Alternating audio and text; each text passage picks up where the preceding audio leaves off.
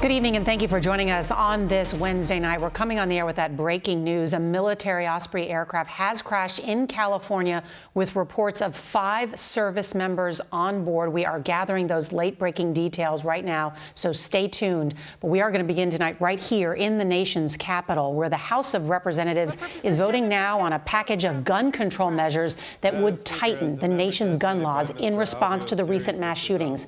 Now, Democrats want to put Republicans on record with these 8 measures, everything from raising the purchasing age for semi-automatic weapons to limiting magazine sizes. And even though those measures are expected to pass in the democratically controlled House, those measures won't make it through the Senate. Instead, a bipartisan group is working on a narrow bill, which critics say won't change much. So the lead up to these votes was heartbreaking testimony from a 4th grade survivor and from parents of a 10-year-old who was killed in Uvalde. CBS's Nikole Killion is going to start us off from Capitol Hill. Good evening, Nikole. This was some of the toughest testimony I've ever heard.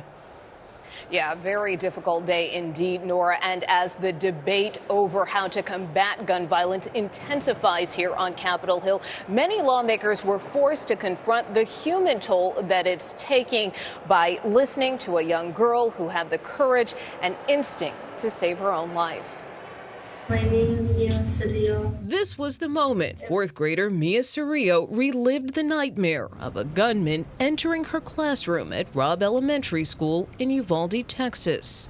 Shot my teacher and told my teacher goodnight and shot her in the head. And then he shot some of my classmates and the whiteboard. When I went to the barracks, he shot my friend that was next to me. She feared she would be next.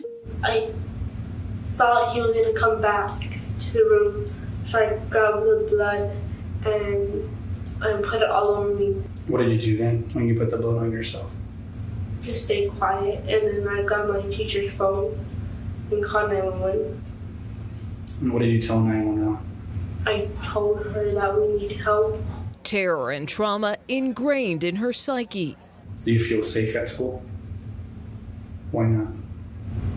Because I don't want it to happen again. It was hard to find a dry eye as Mia's father watched his daughter's recorded testimony. I come because I could have lost my baby girl. She's not the same little girl that I used to play with, hang around with. I wish something will change. The parents of 10-year-old Lexi Rubio recalled the last time they saw their daughter, promising her ice cream after she won a Good Citizen Award.